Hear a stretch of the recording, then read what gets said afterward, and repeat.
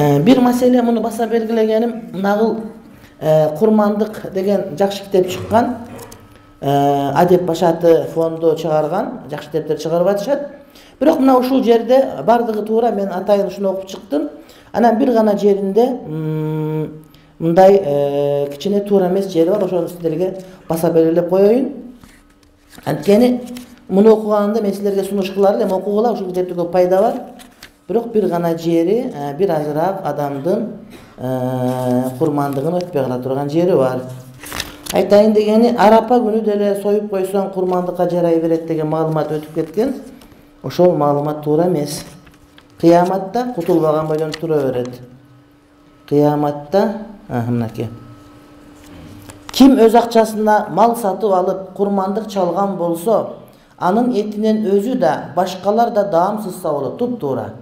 Курмандык чалган адам өзү дагы жесе болот, байларга дагы жедирсе болот, кембагалдарга дагы жедирсе болот. Курмандыкта бир гана назир курмандыктардан сойгон ээси жей албайт. Мисалы үчүн назир кылганда кандай? Мисалы үчүн ушул үйүм бүтүрсөм бир курмандык чалып берем деп, бул курмандыкка байлабастан эле, ошол адам курмандык чала турган болсо, ошол чалган курмандыгынан өзү жей албайт. Ал эми кадимки шарият милдет кылган курмандык важип курмандыктан чала турган болсо андан жей берет.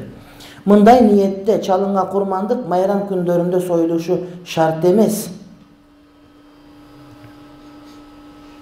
Ар убак союлуу, атүгүл арапа күнү союлуп кембагалдарга таратылышы жакшы жөрөлгө. Атүгүл арапа күнү союлуп кембагалдарга таратышы жакшы жөрөлгө.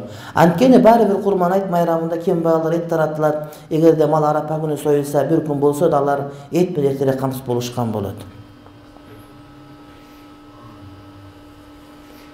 Көрдүңөр, калпыстык кетип атат.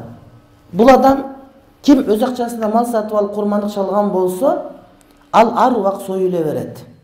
Курмандык майрам күндөрү союлуу шарт эмес.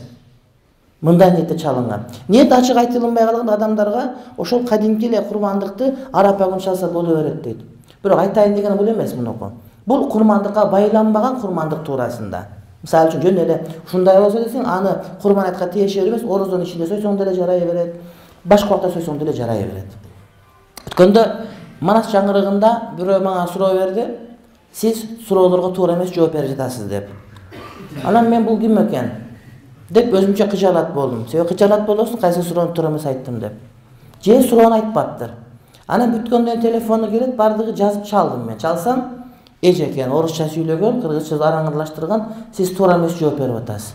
Мен айттым, бардык суроолор жок, бир суроого. Эмне суроого десем, жанагыдай тауптар, көз ачыктар адамдын оорусун кара койго, кара тоого көчүрсө болбойт, ал ширк деп айтып атасыз. Ошол туура эмес. А туурасы эмне? Десем, мен бир жыл ооруп жаттым, барбаган мечитим калган жок, бардыгы сиз айткандай ширк дей берди, өлө турган болуп калдым. Ошондо бир апа келип, мага бата берип, анан базардан кара тоог алып келгиле деп, анан ошону союп, анан ошого оорум өткөзүп жиберди. Ошондон кийин мен жакшы болуп кеттим. Сиз туура эмес сүйлөп атасыз деди.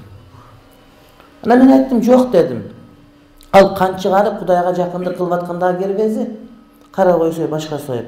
Оорун өткөзүп берген адам, ошол сен жана тооктагы, койдагы тирүү турат дагы, анан тиги оорун өткөзгөндө сенин ооруң менен тиги ооруп калыш керек. Ошондо өткөздү болот. Бул дагы инсандын колунан келе турган иш эмес, сыйкырды башка бир нерсени колдонот. Ал эми сенин сүрөтүндө тоокту союпту жөн эле ошого шорпо чип туруп эле бата кылсаң кабыл болуп калса керек. Буга сеники эч кандай байланбайт деп мына жооп берди.